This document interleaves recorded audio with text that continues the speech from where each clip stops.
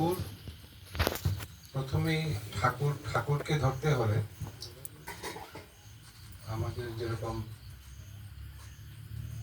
কিছু ব্যবস্থা দেওয়া আছে, সকাল বিকাল প্রার্থনা। আমি নিটে থাকি, নিটের একজন অধ্যাপক। বলছি অধ্যয়ন করতে হয়। অধ্যয়ন কি করে করতে হয়? ঠাকুরের অনেক বই আছে আমাদের কাছে। কেউ হয়তো সময় পেলে পড়ে, কেউ পড়ে না, রাখে, দেখে। আমিও অনেক সময় পড়ি না, দেখি। কিন্তু একটা ডিসিপ্লিনের মধ্যে যদি আমরা থাকি,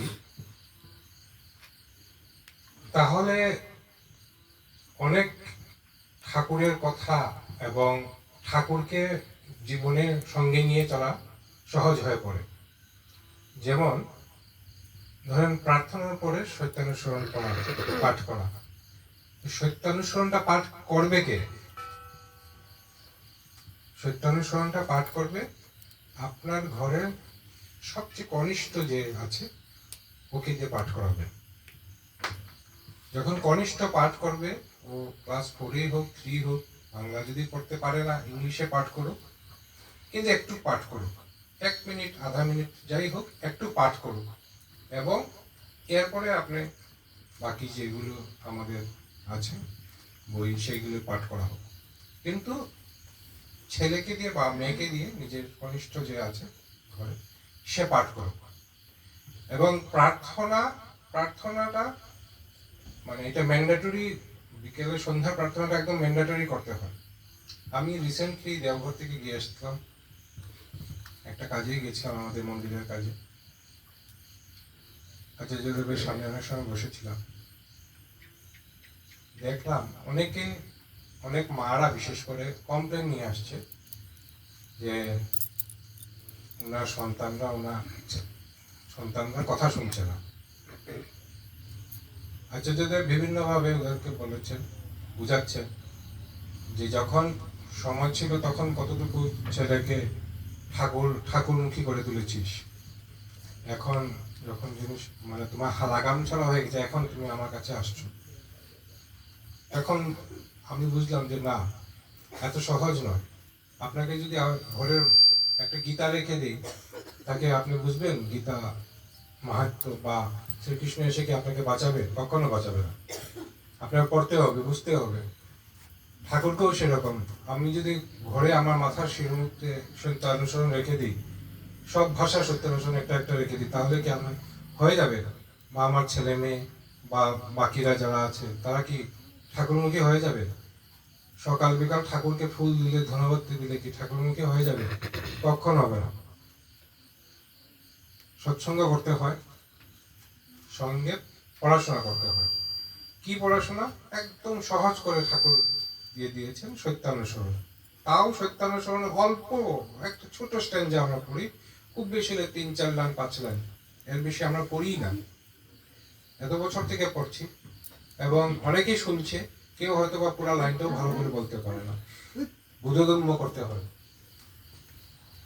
ঠাকুরের কথাগুলো বোধগম্য করতে হয়, বাস্তবায়ন করতে হয়।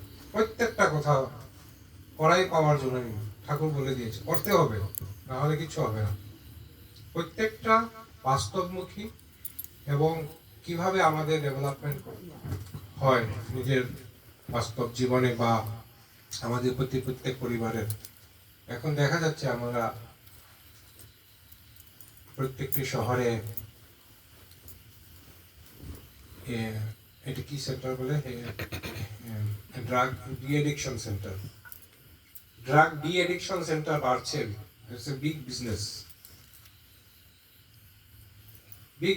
আগে হয়তো বা গুয়াহাটি বা মেডিকেল কলেজে এরকম থাকতো, এখন দেখা যায় মানে প্রত্যেক পাড়ায় পাড়ায় একটা ড্রাগ ডি এডিকশন সেন্টার হচ্ছে, পাঠাচ্ছে। কি হচ্ছে জানি না, কতটুকু ভালো হচ্ছে।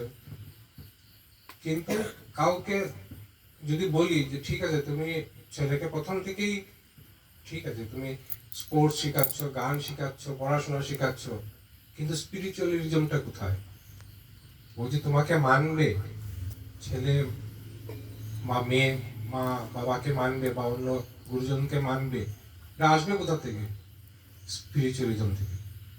যদি স্পিরিচুয়ালিজম না থাকে তাহলে কিছুই হবে না। ও হয়তো বড় অফিসার হতে পারে, সায়েন্টিস্ট হতে পারে, কিন্তু মা বাবাকে দেখছে না, নিজের সমাজকে দেখছে না, ভাই বোনকে দেখছে না, বন্ধু বান্ধবকে দেখছে না।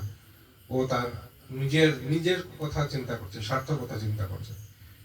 আর তাই সৎসঙ্গ এমন একটা প্ল্যাটফর্ম যেখানে শুধু প্রেম, ভালোবাসা, এছাড়া আর কিছু নেই। আজকে যে যার পজিশনে কাজ করছে, কিন্তু আজকে সৎসঙ্গে আসতে সবাই আমরা এক হয়ে, ঠাকুরমুখী হয়ে ঠাকুরের কথা বলছি, ঠাকুর কেন্দ্রিক কথাবার্তা, ঠাকুর কেন্দ্রিক চলাফেরা, ঠাকুরকে নিয়ে সবকিছু। পরিবারের মধ্যেও তাই। প্রত্যেকটা পরিবার দেওঘর যায়, আসে, এনার্জি হয়ে আসে, এনার্জেটিক হয়ে আসে, নিয়ে আসে, কিন্তু এটাকে ডিসিপ্লিনে আনতে হবে। ঠাকুর করে সুন্দর করে লাভ নেই। ঠাকুরের সত্যানুসরণে ঢুকতে হবে। কি বলেছে ঠাকুর, কেন বলেছে, এবং প্রত্যেকটা লাইন বুঝতে হবে এবং বাস্তবায়ন করতে হবে। আপনি বড় হয়েছেন, প্যারেন্টস, মা বাবা সন্তানকে কনভেন্ট এডুকেশন দিচ্ছেন, ইংলিশ মিডিয়াম স্কুলে দিচ্ছেন, বাংলাটা পড়াচ্ছেন না, ঠিক আছে, ইংলিশে সত্যানুসরণ আছে, ওকে বোঝাতে হবে যে ঠাকুর কি বলেছে, কেন বলেছে। এবং যখন ডিসিপ্লিনের মধ্যে আসবে, ছোটবেলা থেকে যেরকম আমরা ডিসিপ্লিনের মধ্যে থাকলে জিনিসটা অভ্যাস হয়ে যায়, ও দেখবেন একটা সময় আসে ও অটোমেটিক ঠাকুর। এখন এখানে দেখেন সৎসঙ্গতে কোনো বাচ্চা, ছোট বাচ্চারা নেই। It should not be. এটা থাকা উচিত। অ্যাটলিস্ট 30% বাচ্চা, আমি আগে লেকচারও বলেছিলাম, প্রত্যেকটা সৎসঙ্গতে 30% বাচ্চা ডিস্টার্ব করো, কিন্তু থাকবেও না, থাকা উচিত। ওদেরকে আসতে দিতে হয়, নিয়ে আসবেন ঘর থেকে, এবং সৎসঙ্গে অ্যাটেন্ড করতে হয়। শুনবে, একটু একটু করে শুনবে, ওরা তো বুঝবে না, কিন্তু ওই যে আমরা তো ক্লাস করি স্টুডেন্টের, সব স্টুডেন্ট কি বুঝে নাকি? বুঝে না। 5% স্টুডেন্টে বুঝে, বাকি 95% বুঝে না। ওদেরকে বুঝাতে হয়, শোনাতে হয়, শুনতে শুনতে শুনতে শুনতে একটা সময় হয়ে যায়। তাই সেটাই আমার আজকে দাদা বলেছেন যে কিভাবে ঠাকুরকে নিয়ে চলতে হয়। একটা কথা বলছি, সত্যানুসরণ। সত্যানুসরণ পড়াটাই মেইন কাজ আমাদের। আমাদের প্রত্যেকটা বাড়িতে আমি জানি সন্ধ্যা প্রার্থনা হয়, সন্ধ্যা প্রার্থনা একটু সত্যানুসরণ জুড়ে পড়বেন। যদি বাচ্চাটা পড়তে না চায়, আপনি পড়েন, জুড়ে পড়বেন এবং কাকে শুনতে দিবেন। এই বলে আমার বক্তব্য শেষ করছি। জয় গুরু। জয় গুরু।